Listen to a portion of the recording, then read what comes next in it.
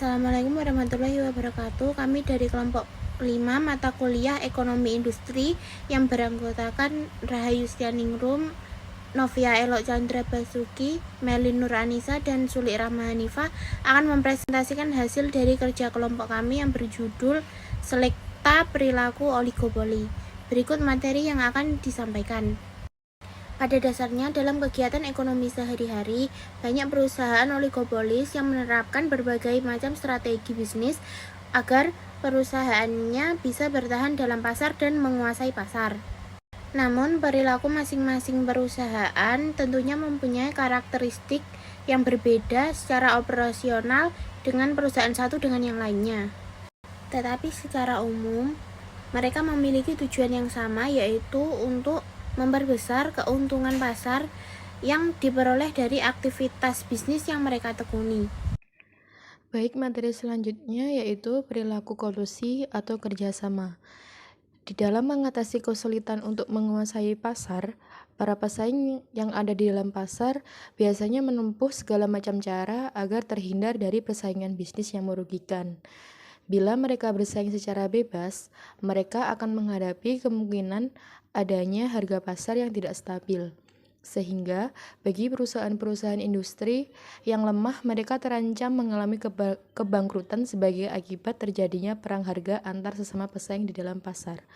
Untuk itu, agar mereka dapat terus bertahan di dalam pasar, para pesaing pasar tersebut melakukan kolusi atau persekongkolan atau kerjasama. Materi selanjutnya yaitu kartel. Kartel adalah salah satu bentuk perilaku kolusi formal yang dijalankan oleh para pesaing yang terdapat di dalam pasar.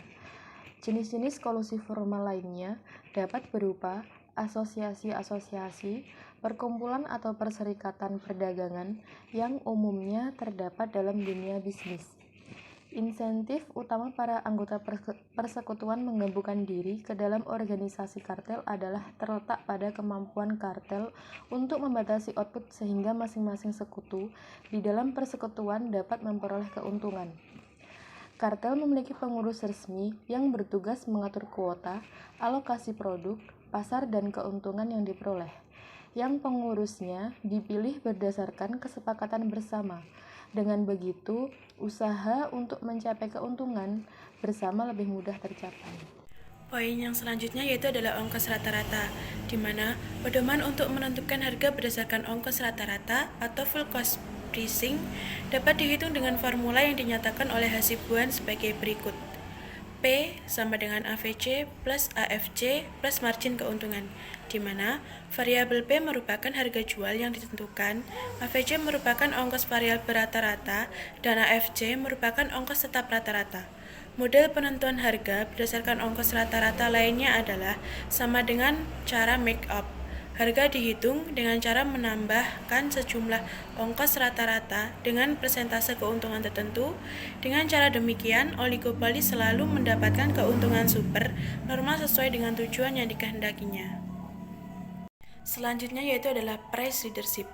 Di dalam industri yang terstruktur pasar oligopoli, sering terjadi beberapa perusahaan besar yang dijadikan pedoman oleh perusahaan-perusahaan kecil untuk bersaing di pasaran.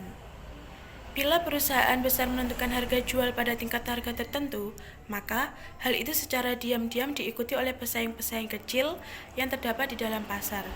Perusahaan besar seolah-olah menjadi pemimpin atau leader, dan perusahaan-perusahaan kecil adalah menjadi pengikut atau follower. Bentuk perilaku persaingan pasar seperti ini disebut dengan istilah kepemimpinan harga pasar atau price leadership market.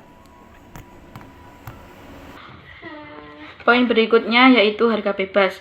Perilaku penentuan harga batas biasanya dilakukan oleh perusahaan-perusahaan dominan yang terdapat di dalam pasar oligopoli guna untuk mempertahankan posisinya di dalam pasar.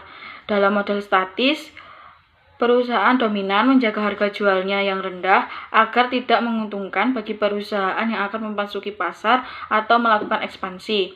Namun demikian, pada kasus khusus bila luas pasar sangat kecil dan biaya untuk memasuki pasar relatif tinggi, maka keadaan ini menjadi tidak menguntungkan bagi perusahaan pendatang guna memasuki pasar. Dikarenakan proses untuk memasuki pasar menjadi terblokade. Selanjutnya, produsen yang mapan akan menjadi monopoli alamiah. Sekian presentasi dari kelompok 5 mata kuliah Ekonomi Industri. Apabila ada kurangnya dalam penyampaian materi, mohon dimaafkan. Wassalamualaikum warahmatullahi wabarakatuh.